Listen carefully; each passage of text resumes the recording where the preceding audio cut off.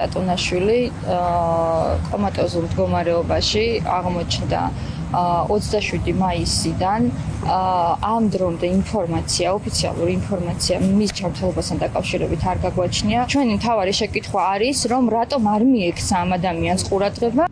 შავდებული ნოდარ ტატუნაშვილის ოჯახი უკვე მეხუთე დღეა პაციენტის ჯანმრთელობის მდგომარეობის გარკვევას ცდილობს.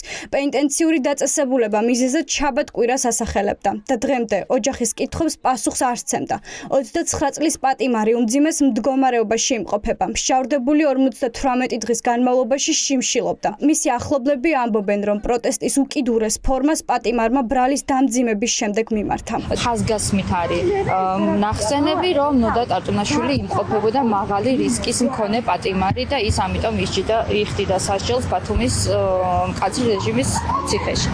სწორედ ამ რისკის გაპროტესტების მიზნით დაიწყო ადამიანმა შიმშილობა. შავდებულის ოჯახის მოთხოვნით მათ პენიტენციური დაწესებულების სამედიცინო ხელმძღვანელის მოადგილე ნათია ბერიანიძე შეხვდა. თუმცა ოჯახს არ გააცნეს არც დიაგნოზი და არც ცნობა ჯანმრთელობის მდგომარეობის შესახებ.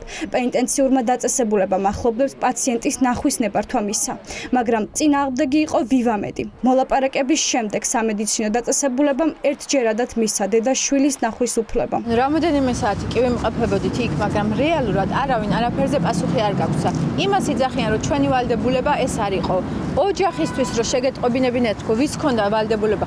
არ ვიცით, პაციენტი 2 დღე რო კომაში იმყოფებოდა და ჩვენ ეს შემთხვევით გავიგეთ, თურმე არავის არ აქვს ვალდებულება, რომ ჩვენ ეს ინფორმაცია გადმოგცეს. დიაგნოზეც როგორც უკვე გითხრეს, დიაგნოზეც იძახიან, რომ დიაგნოზი ვიცით, მაგრამ ოფიციალურად ჯერ არ აგვაქვს და ვერ გეტყვით. ეხლა რეალურად დადგა საკითხი ისე ეს ორი დაპირისპირებული მხარე შეთანხმდა საბოლოოდ დაპირისპირებული თუ როგორც გინდა დავარქვათ შეთანხმდა საბოლოოდ რაღაცაზე და ამ დროს ამათი არასწორი მკურნალობის გამო ვართ ისეთ სიტუაციაში რომ ეს ადამიანი შეიძლება საერთოდ ვეღარ დაბრუნდეს მოკლედ სულფასურად ჯანმრთელ მდგომარეობაში როგორც აქამდე იყო. დღეს განცხადება გაკეთდა პენიტენციური სამსახურის მიერ, სადაც ამბობენ, რომ მათ შესთავაზეს პაციენტს მკურნალობა და საკვების მიღება.